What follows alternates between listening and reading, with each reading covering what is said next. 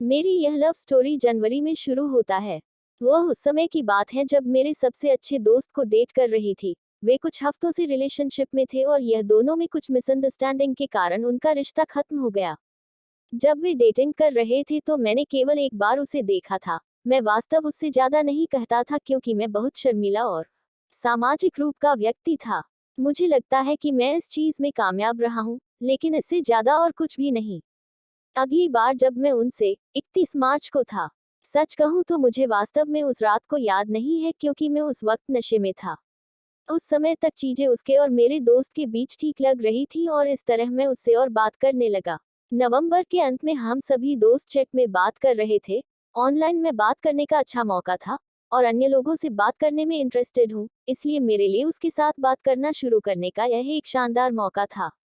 जैसे जैसे मैं उसके साथ अधिक मैत्रीपूर्ण होने लगी, मुझे एहसास होने लगा कि वह नहीं है कि मेरे सबसे अच्छे दोस्त का काम है।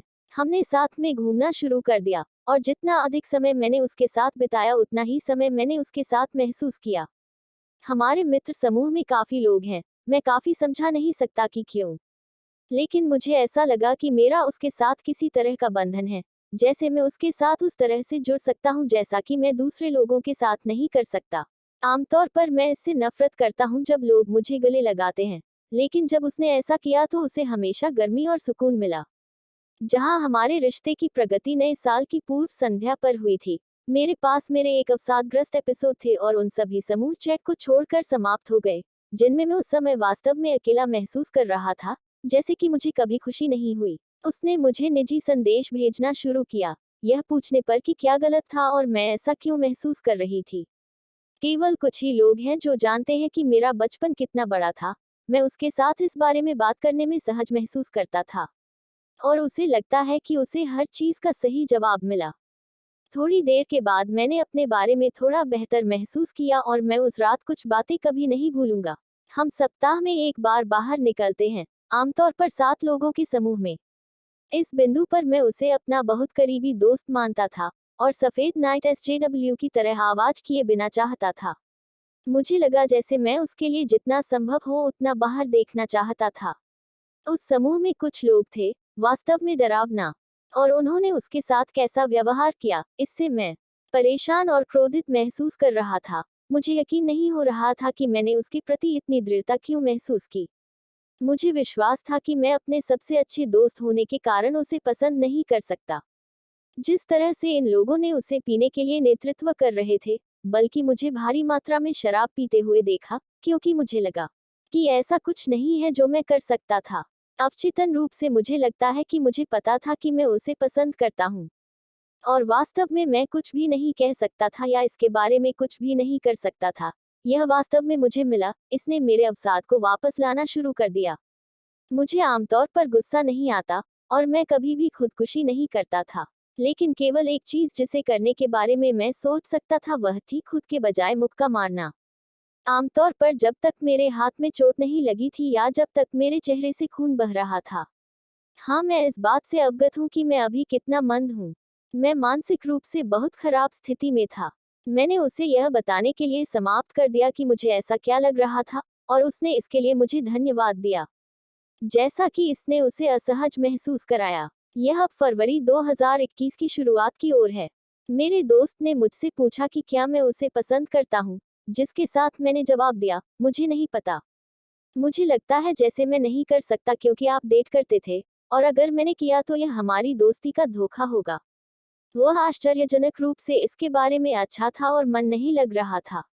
वास्तव में उन्होंने मुझे इसके लिए जाने के लिए कहा था। अब हम फरवरी में हैं और मैंने फैसला किया था कि मैं उसे बताने जा रहा हूँ कि मैं उसे पसंद करता हूँ।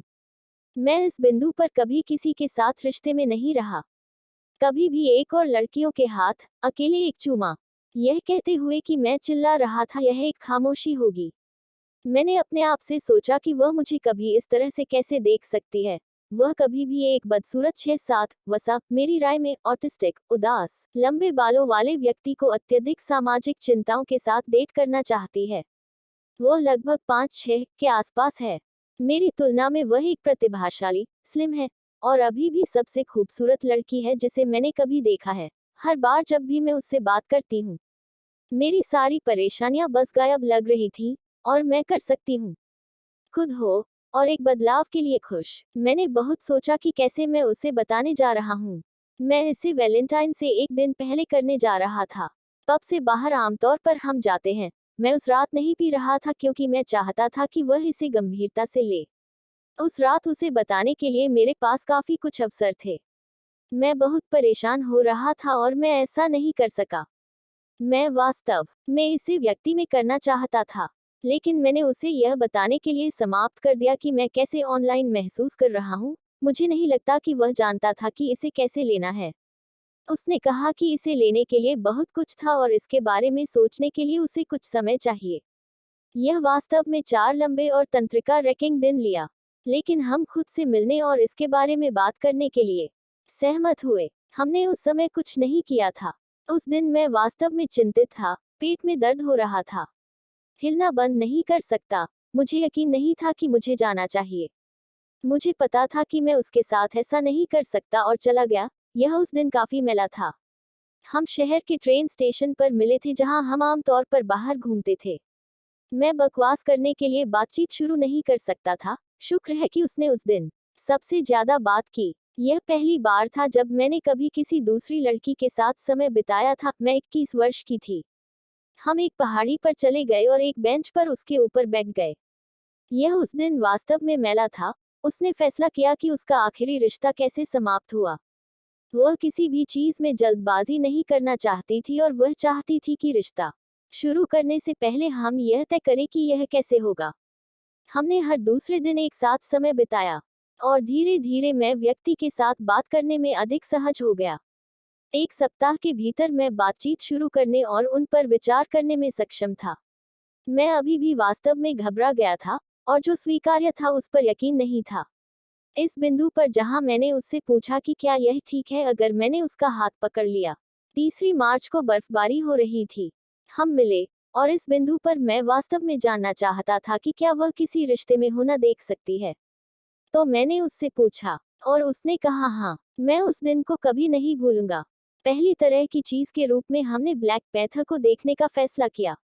मैं इसे पसंद नहीं कर रहा था, लेकिन मैंने अपनी सीट पर पहले से बैठे व्यक्ति के कारण अपनी गांड पर सालसा लिया।